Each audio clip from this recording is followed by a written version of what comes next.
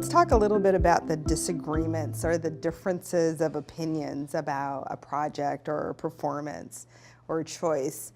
You know, how does then this process of distributive leadership, when we're looking at it horizontally and vertically, and we have, you know, positional power because we still have the titles? Ultimately, what we're doing is emotional, and we have had to learn to kind of check our egos at the door and be ready to take criticism, develop some pretty thick skin over time, because you do feel like sometimes you're being attacked or your ideas are being attacked, and you have to be willing to let it go and say to yourself, that's okay, I'll get it next time, or maybe in the next performance of this piece we can try something different.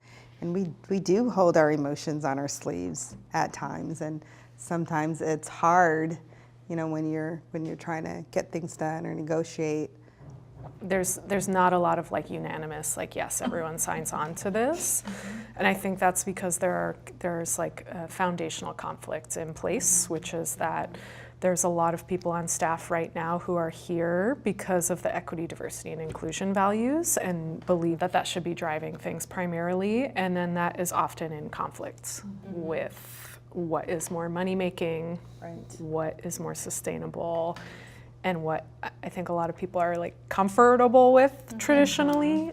You know, I think of like two things. One, we were looking at one of our productions to transfer to a different theater this year. It was very successful. We were very close to locking that in, and then we found out that the other theater had a very toxic internal culture that was revealed in a very public way. And so we were like, okay, cool. Like, what does that mean for us? And what we believe about the artists that we work with and the type of space that we try to co-create. And it was hard. It was like real hard information. So we like held a lot of space internally, just to process it, just to actually not goal-oriented space, like just holding space for people to like share how they were feeling about it. I think so often, you know, feelings and emotions get put into this category as like not productive, not useful, when that is just like straight up not true, right? Our emotions actually can often tell us when we're hitting a boundary, when we're hitting a growth edge. So yeah, we created a lot of space for that, and it ended up, you know, and we ended up going to the other organization and sharing kind of where we were at and how we were struggling with it. And just had some questions for them about like, how are you dealing with this? Is it, you know, and their response was very defensive, and they were kind of like, well, if you're gonna come for us, we don't want to engage with you.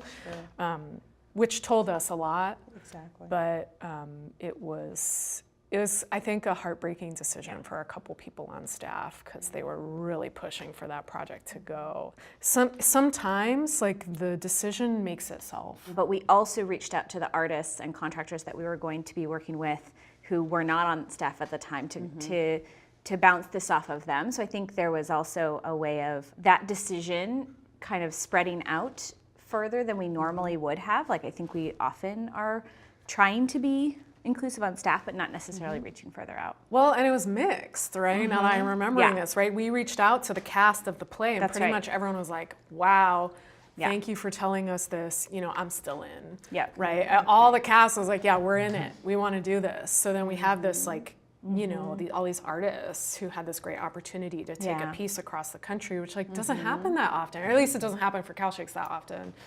And that we had, you know, the decision ended up being no, and so it was.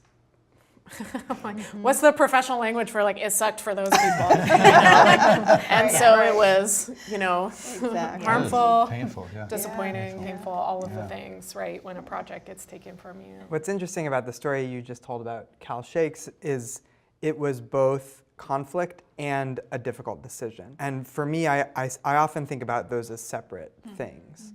Difficult decisions, there is a roadmap for how to make them and how to engage the team in reaching some sort of consensus, or at least making everyone heard and voice their opinions about that. Conflict is, for me, more challenging because there's not a roadmap that you can always follow for how to address it. You can certainly ground yourself in your values and in your culture, but you kind of don't know what the other person or parties are going to do. Difficult decisions, I feel like, are something that in this model that we are using, I have a roadmap for, and conflict is always, every time feels different, and you never kind of know how to approach it or how to handle it.